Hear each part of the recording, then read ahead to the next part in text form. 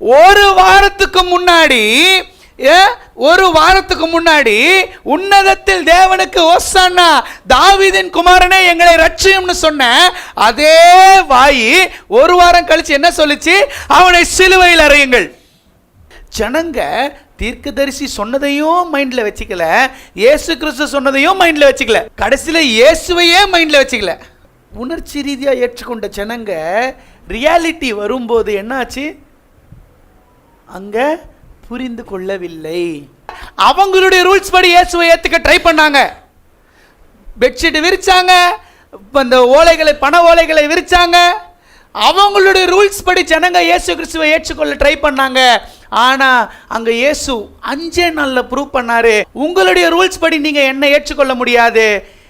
உங்களை நான் ஏற்றுக்கொள்ள வேண்டும் என்றால், இல்லை என்ன நீங்க ஏற்றுக்கொள்ள வேண்டும்னா ஏன் ரூல்ஸ் படி தான் நீங்க என்ன ஏற்றுக்கொள்ள வேண்டும். இதுதான் இயேசு கிறிஸ்து இன்றைக்கு நம்மளுக்கும் சொல்றது.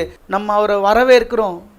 தாவீதின் குமாரனே வாரும், தாவீதின் குமாரனுக்கு ஓசன்னா அப்படி சொல்றனால அவர் ராஜாவாயிடல.